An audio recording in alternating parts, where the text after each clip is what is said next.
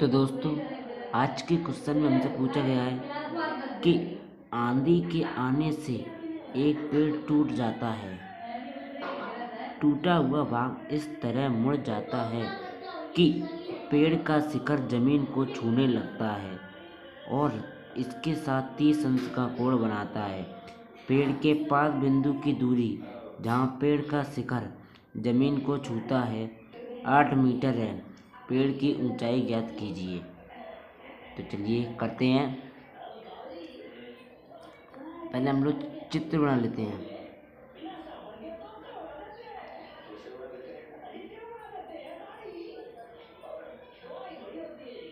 ये मान लिया हमने कोई एक पेड़ है, इसकी ये बिंदु है, ये दूरी है, दी रखी है 8 मीटर और टूटा हुआ भाग जमीन को छूने लगता है। तो मान लो यहाँ से टूट गया और ये भाग जमीन को छूने लगता है,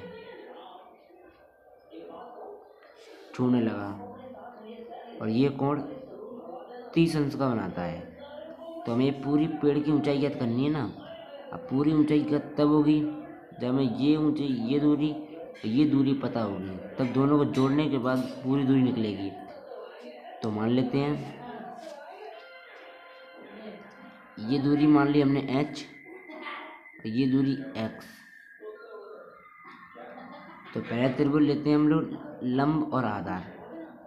लंब और आधार किस में होता है? tan में। तो tan 30 बराबर h/8। अब tan 30 का मान कितना होता है? 1/√3 बराबर h/8। अब 8 का गुणा इसमें होगा 8/√3 h का मान। ये मान लो समीकरण पहला। अब x का मान निकालना हमें। अब कर्ण बटे आधार। अब कर्ण बटे आधार किस में होता है? कर्ण बटे आधार होता है सेक में। अब सेक 30 का मान तो करते हैं, इधर कर देते हैं सेक 30 अंश बराबर कर्ण बटे आधार। तो कर्ण हमारा है x और आधार है 8।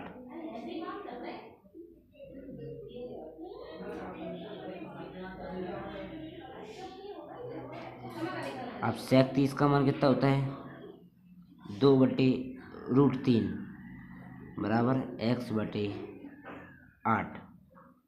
अब इसका गुणा इसमें होगा 8 दूनी 16√3 बराबर x। ये हो गया समीकरण दूसरा। अब समीकरण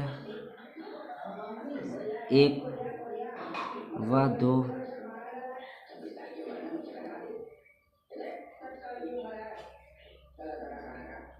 जोड़ने पर समीकरण 1 हमारा कितना था?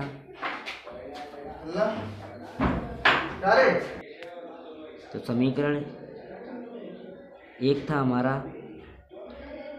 8/√3 बराबर समीकरण नहीं, बराबर नहीं, प्लस समीकरण दूसरा कितना है? 16/√3। अब √3 हमारा हो गया एलसीएम।